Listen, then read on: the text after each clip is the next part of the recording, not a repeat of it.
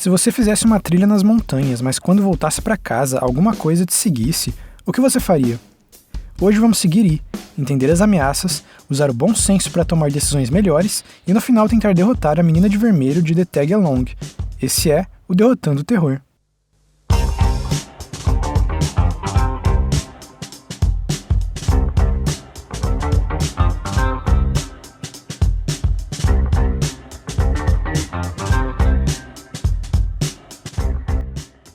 Antes de começar, eu preciso dizer que eu não consigo pronunciar nome chinês direito não, então eu vou mudar o nome dos personagens para facilitar.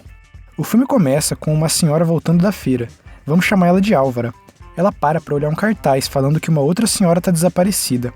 A Álvara parece ser amiga dessa mulher, já que ela fala que está esperando ela voltar para as duas saírem para cantar juntas. Na próxima cena, o filme mostra que a dona Álvara mora com seu neto, o Wei, que a gente vai chamar de Mário Jorge.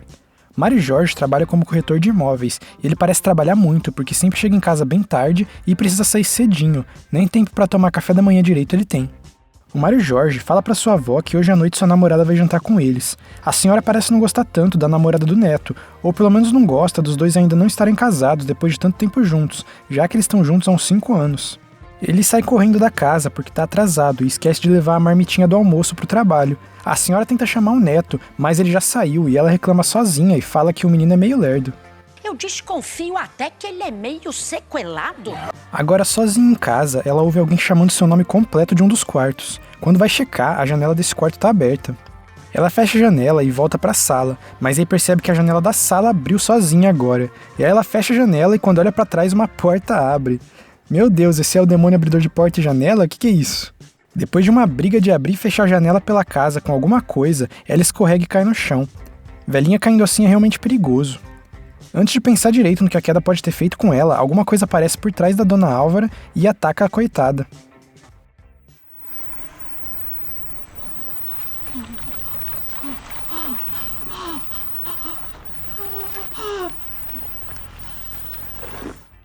Por enquanto, a gente não sabe o que está acontecendo, então o máximo que daria para fazer aqui era ter trocado esse piso por carpete, já que a senhora escorrega tão fácil assim, mas fora isso, ela provavelmente não tinha salvação. Enquanto está indo pro trabalho, o Mário está ouvindo uma rádio, e a apresentadora da rádio é sua namorada aí, que a gente vai chamar de Célia. Além de músicas, ela parece também dar conselhos amorosos em alguns quadros do programa da rádio que trabalha. O filme mostra o dia do Mário. Ele parece ser o típico empregado desses países orientais que as pessoas se matam de trabalhar. Nesse dia ele recebe várias ligações da sua avó, mas não atende nenhuma delas porque está sempre ocupado com alguma coisa. Mesmo se você estiver ocupado, depois que tiver um tempo, liga de volta para sua avó. Não parece que a velhinha tem o costume de ligar para ele no horário do trabalho assim. Se ela ligou várias vezes ao longo do dia, provavelmente deve ser algum assunto um pouco mais sério. Em um momento, o Mário está apresentando uma casa para uns clientes e parece que ele consegue fechar a venda e vai ganhar uma boa comissão. Mas quando está saindo da casa e fechando as janelas, alguma coisa aparece atrás dele.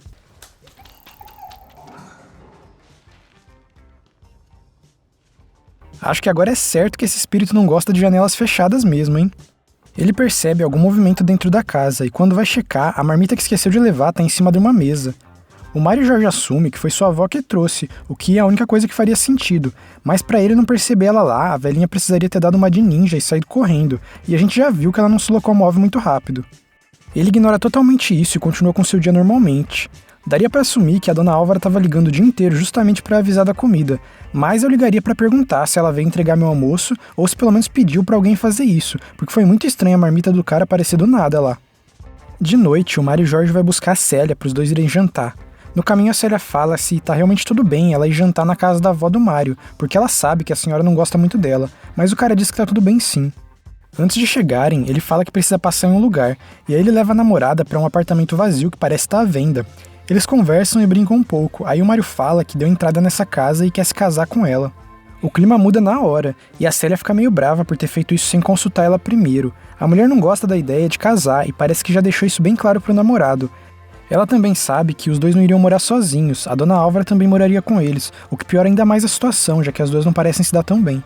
Por mais que as coisas estejam mudando, nesses países muitas vezes o casamento significa que a mulher vai precisar largar a carreira e cuidar da casa e dos pais, ou nesse caso da avó, do marido. E a Célia não gosta nada dessa possibilidade. Ela também não quer ter filhos, o que geralmente vem em seguida nesses casos. Depois de discutirem, os dois decidem ir logo para a casa da dona Álvara para jantar. Chegando lá, a casa parece estar vazia. A Célia fica na cozinha arrumando a mesa, enquanto o Mário procura a avó pela casa. Ele vê a senhora andando em direção à saída e tenta falar com ela, mas a dona Álvara parece ignorar o neto, só fala que vai demorar e simplesmente sai da casa. A Célia aparece e pergunta com quem que ele estava falando. Ela não viu nem ouviu ninguém passando pelo corredor e saindo da casa, o que é meio estranho. Eles jantam sozinhos, depois a Célia vai para casa. No dia seguinte, nós vemos um senhor que eu vou chamar de Ladir. Ele é o segurança / porteiro do prédio do apartamento da dona Álvara, e mais tarde o Mário chama ele de tio, mas eu não sei se eles realmente são parentes ou se é só uma forma de falar. Esse senhor vê a mulher que estava nos cartazes como desaparecida até o dia anterior e corre para ver se ela tá bem. Na próxima cena, o Mário tá acordando atrasado mais uma vez e ele vai reclamar pra avó não desligar o despertador, só que não tem ninguém na casa, mas a marmita do almoço dele tá pronta em cima da mesa. Ele assume que a avó saiu mais cedo pra algum lugar e segue com o dia normalmente. Saindo do prédio para ir pro trabalho, o Mário vê várias pessoas reunidas em volta da mulher que estava desaparecida. A avó dele também não estava nesse grupo e aí ele pergunta pro grupo se eles viram sua avó.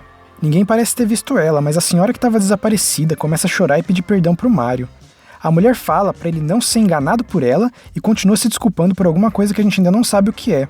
No trabalho, o Mário recebe uma correspondência. Quando ele abre o envelope, é uma câmera digital com uma gravação. Quem enviou foi a velhinha que estava desaparecida até um dia atrás. Ele começa a assistir o vídeo de um grupo de pessoas fazendo uma trilha. Um guia fala em tom de brincadeira para ninguém falar seu nome completo, porque senão os espíritos vão seguir a pessoa para fora da montanha. Até aí acho tudo normal, mas o Mário percebe que tem uma menininha descalça de vermelho seguindo o grupo um pouco mais distante. Ele acha meio estranho, mas não sabe o que pensar do que acabou de assistir. Durante o turno de trabalho, as pessoas do escritório dele também começam a reclamar de um cheiro estranho de alguma coisa podre, mas ninguém consegue identificar de onde está vindo o mau cheiro. Depois do trabalho, o Mário vai até o seu Ladir perguntar em qual apartamento do complexo mora a senhora que mandou o vídeo pra ele, o que eu também faria, ia tentar entender o motivo dela ter enviado isso pra mim e o porquê dela ter pedido perdão mais cedo também. Na verdade, eu já teria perguntado o porquê dela ter se desculpado antes, mas tudo bem ele deixar isso pra agora. De manhã, a mulher tinha acabado de reaparecer depois de ficar desaparecida por alguns dias. O seu Ladir leva o Mário até a casa da velhinha. Chegando lá, eles encontram a porta aberta e acham muito estranho, aí resolvem entrar. O disjuntor da casa parece estar desligado e tá tudo escuro no lugar. Aí o Ladir vai ligar a chave da casa enquanto o Mário procura pela senhora. Mas aí as coisas começam a ficar boas no filme. Pra gente que tá assistindo, no caso. O rádio da mulher liga e começa a tocar uma música estranha. O porteiro, já tremendo de medo, fala que ainda não ligou a energia do lugar. Nessa hora, algumas portas e janelas se fecham e eles assustados correm pra saída do lugar. Esse Ladir é bem corajoso, hein? Testosterona é mala. Mas tá certo, corajoso demais geralmente morre mais cedo. E como ele não é um personagem principal, protegido pelo roteiro, se vacilar é capaz de morrer mesmo. Quando eles conseguem sair da casa, o Mário começa a vomitar. Não sei se pela adrenalina do momento ou por algum outro motivo. Mas aí eles desistem de procurar a senhora essa noite. Na manhã seguinte, a dona Álvara ainda não tá em casa, e o Mário vai até o seu Ladir de novo para checar as gravações e descobrir a última vez que ela esteve em casa. A Célia tá com ele nessa hora também. Eles assistem as gravações e descobrem que a última vez que a mulher esteve em casa realmente foi na cena lá do começo, onde o Mário esqueceu a marmita. Ela aparece no vídeo andando de mãos dadas com uma menininha de vermelho, como se a criança estivesse guiando a senhora para algum lugar. A Célia também comenta que naquele dia eles foram para casa dela só de noite, então a Álvara não estava lá quando o Mário estava conversando com a senhora.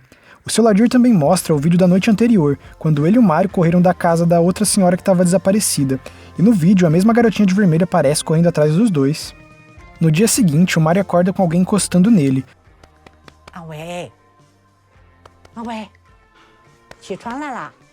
Parece sua avó, mas não tem ninguém lá. Ele vai até a cozinha e aí ouve uma voz chamando seu nome completo. Ih, rapaz, a gente já viu isso antes. Ele anda em direção à voz e aí o espírito finalmente aparece de vez pro cara e parece atacar ele, que nem fez com a dona Álvara.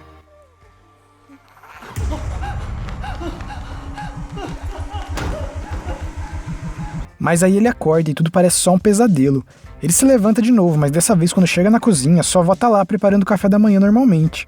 O Mário, emocionado, abraça a avó. Ela fala pra ele trazer a namorada hoje pra eles jantarem como uma família. Ok, eu entendo a emoção inicial, mas você não vai perguntar onde ela tava ou o que aconteceu nesses dias, perguntar sobre a menina de vermelho, nem nada do tipo? Se ele não perguntar nada mais uma vez, eu não vou me importar quando esse cara morrer, não. O filme corta pra noite e mostra a Célia trabalhando na rádio. O Mário aparece por lá e só consegue falar pra eles irem jantar na casa da avó dele agora, mas ele tá meio acabado. Tá um pouco pálido e bem suado, além de só repetir a mesma fala. A Célia decide levar ele pra um hospital, então. No hospital, ela preenche um formulário de atendimento, mas nesse tempo o namorado desaparece. Ela encontra o cara olhando pra dentro de um berçário, falando que bebês são lindos, mas não tem nenhum bebê lá dentro e parece que tá desativado, inclusive, esse berçário. O Mário então insiste pra eles irem pra casa da avó e jantarem juntos, falando que tá tudo bem com ele agora, e a Célia acaba cedendo. Chegando lá, a menina fantasma de vermelho parece ser uma nova moradora do lugar.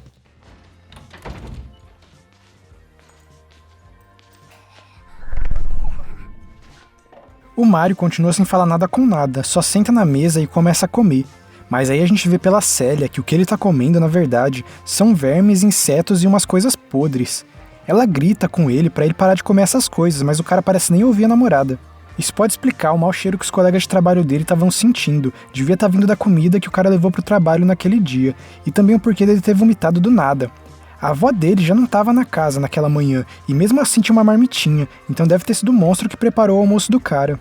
Eu acho que o espírito deve conseguir criar ilusões na cabeça das pessoas. Quando a dona Álvara foi atacada em casa, ela saiu andando por aí, e o cara, depois de ser atacado, não consegue perceber que estava comendo comida podre e insetos, e viu a avó, mesmo quando ela não estava lá.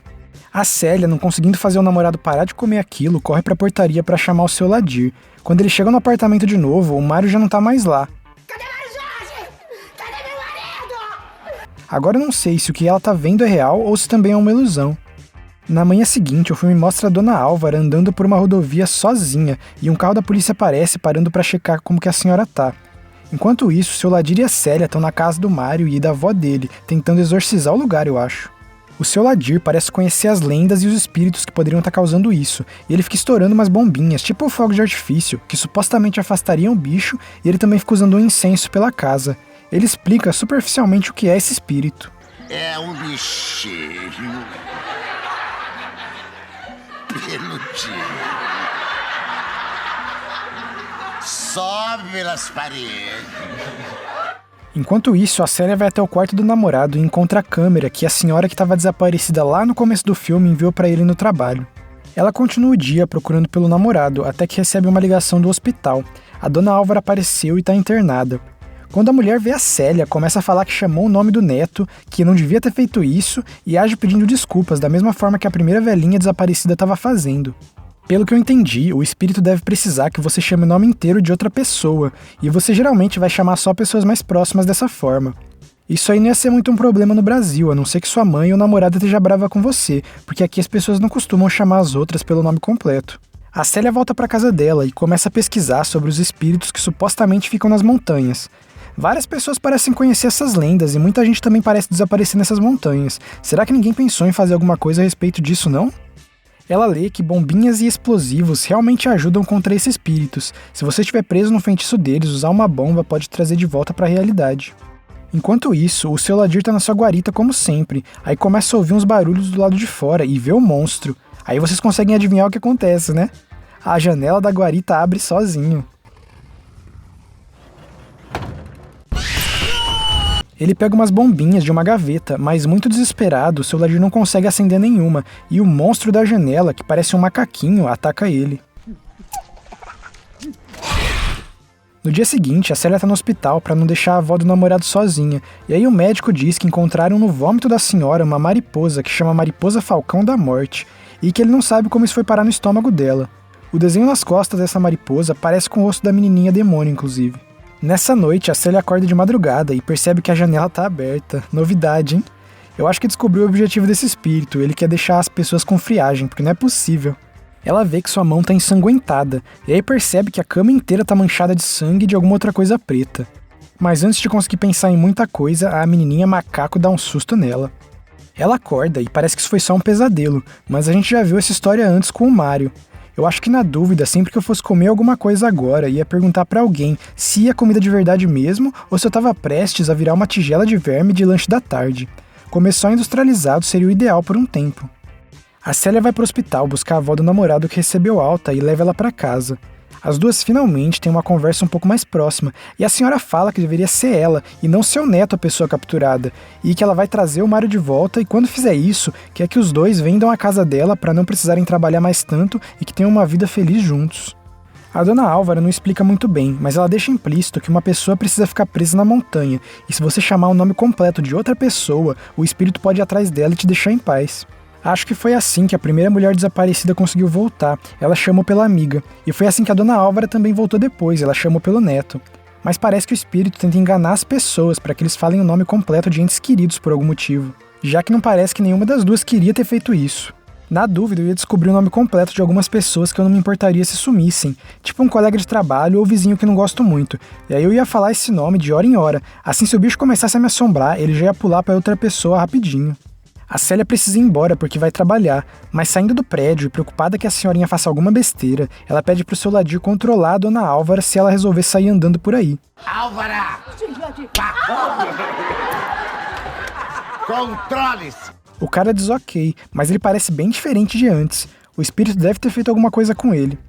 Talvez o bicho não consiga sequestrar alguém que não ouviu o nome completo, pelo menos não fora da montanha, mas ele ainda consegue mexer com a cabeça das pessoas, porque o velho tá meio bitolado. Quando a Célia tá voltando do trabalho, ela vê várias viaturas paradas em frente ao prédio da sogra-avó, e uns policiais estão pegando o depoimento do porteiro. A velhinha sumiu novamente e o Ladir fala que ela foi pra uma montanha atrás do neto, mas não fala nada com nada além disso. A Célia chega na hora e consegue falar para os policiais qual montanha ela foi, porque ela descobriu isso com a câmera da primeira mulher que desapareceu e com as pesquisas da internet sobre onde as mariposas da morte lá costumam ficar. Ela passa essa noite na casa da avó do namorado e, lembrando do Mário Jorge, começa a ficar emocionada e até arrependida de não ter aceitado se casar com ele antes. No dia seguinte, uma equipe de buscas vai até a floresta na montanha, onde a senhora e o neto supostamente estariam, e a Célia, por algum motivo, vai junto com essa equipe. Deve ser normal pessoas irem como voluntários nessas situações, pelo menos lá em Taiwan, mas eu não acho que seja a melhor ideia não. Eu entendo que queira ajudar de alguma forma, mas ela provavelmente vai mais atrasar a vida dos bombeiros do que qualquer outra coisa. No caminho pro lugar, um dos bombeiros dá alguns sinalizadores pra mulher e fala que isso espanta os bichos. Eu acho que ele tá falando de outros animais em geral, mas isso também deve funcionar contra os espíritos lá. Mas assim, ela também não se preparou de jeito nenhum pra isso? Aqui você já sabe a fraqueza dos bichos. Nessa situação, você teria que ter passado numa loja de bombinhas e acabado com o estoque do dono. O ideal seria se armar com 10 kg de biribinhas, que são mais fáceis de estourar, várias bombas 3 e 4, sinalizadores e aqueles fogos de artifício de filme. Também seria uma boa colar na sua roupa uns pedaços de coisas ásperas, do mesmo material da lateral das caixas de fósforo. Assim você poderia acender as bombas que precisam de fogo bem mais fácil. Em resumo, você precisaria virar um homem-bomba antes de entrar nessa floresta. Eles não têm festa junina, mas tem ano novo chinês, deve ter alguma loja específica para essas coisas lá. E a mulher, mesmo sabendo da fraqueza dos bichos, não faz nada para se preparar. Depois, se der ruim, não reclama, hein? Bom, a presença dela parece ter feito a diferença pelo menos, porque é a Célia que consegue encontrar a avó do namorado caída no chão da floresta. Esses bombeiros aí estão de sacanagem também, né? Estavam fazendo o quê que ninguém ali estava prestando atenção? Eles resgatam a velhinha, mas enquanto ela tá sendo levada de maca, ela fica desesperada vendo a nora /neta na montanha, e fala pra Célia que ela não pode ficar ali, senão os espíritos vão pegar ela também. Não dá pra saber como esses bichos funcionam, mas acho que eles não aceitam devolução, já que a velhinha não conseguiu ficar no lugar do neto. Eles continuam as buscas, mas depois de várias horas andando, a mulher começa a ficar pra trás, afinal ela não tem o mesmo condicionamento dos guias e bombeiros, e aí uma hora acaba se perdendo. Quase que imediatamente depois de se perder do grupo, a floresta fica totalmente coberta em neblina. A Célia começa a tocar um apito que deram pra ela, que as pessoas usam exatamente pra quando se perderem na floresta assim, mas ninguém parece ouvir, e os bombeiros deveriam estar próximos, então acho que ela já tá ferrada. Depois de um bom tempo assoprando o negócio, a noite começa a cair. Ela senta pra comer e descansar, e aí os espíritos da floresta resolvem dar um oi.